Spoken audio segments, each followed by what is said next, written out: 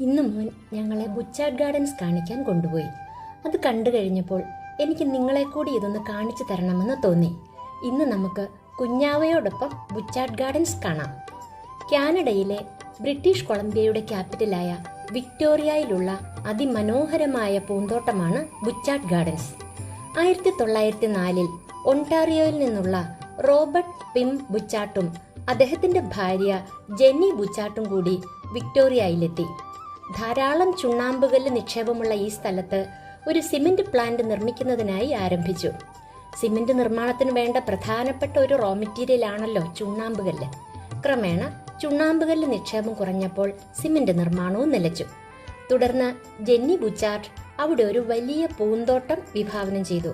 കുതിരയും വണ്ടിയും ഒക്കെ ഉപയോഗിച്ച് മേൽമണ്ണ് മാറ്റി ക്രമേണ അന്നത്തെ ലൈംസ്റ്റോൺ ക്വാറി ഇന്നത്തെ മനോഹര ഉദ്യാനമായി മാറി. 55 ഏക്കറിലായി പരന്നു കിടക്കുന്ന ഈ ഗാർഡൻ ഇന്ന് കാനഡയിലെ ഒരു നാഷണൽ ഹിസ്റ്റോറിക് സൈറ്റാണ്. Japanese garden, Italian garden, rose garden എന്നിങ്ങനെ പല ഭാഗങ്ങളായി തിരിച്ച് പൂമെത്ത തീർത്തിരിക്കുകയാണ് ഇവിടെ. സമ്മർ സീസണിൽ ഔട്ട്ഡോർ കൺസേർട്സും വിന്ററിൽ മാജിക് ഓഫ് ക്രിസ്മസും ഇവിടെയുണ്ട്. പൂക്കളും പൂച്ചെടികളും മാത്രമല്ല, പലതരത്തിൽ വെട്ടിയൊരുക്കിയതും പച്ച പരവതാനി വിരിച്ചതുപോലെ തോന്നിക്കുന്ന തരത്തിൽ ക്രമീകരിച്ചിരിക്കുന്ന വിവിധ വർണ്ണങ്ങളിലുള്ള ചെടികളും ഇവിടെയുണ്ട്. വ്യത്യസ്തങ്ങളായ വൃക്ഷങ്ങൾ, ചെറിയ മുളങ്കാടുകൾ, കൊച്ചു കൊച്ചു തടാകങ്ങൾ, അതിനുള്ളിൽ ഉണ്ടാക്കി വെച്ചിരിക്കുന്ന ശില്പങ്ങൾ, ഫൗണ്ടൻസ്, ഇതെല്ലാം കൂടി ഒരു സ്വപ്ന ലോകത്തിൽ ചെന്ന പ്രതീതി നമുക്കുണ്ടാകും.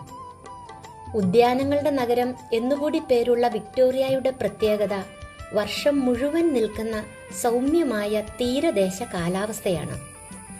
വാൻകൂവർ ദ്വീപിന്റെ തെക്കേ അറ്റത്ത് സ്ഥിതി ചെയ്യുന്ന വിക്ടോറിയയിൽ എത്തിച്ചേരാൻ ഫെറി സർവീസുകളാണുള്ളത്.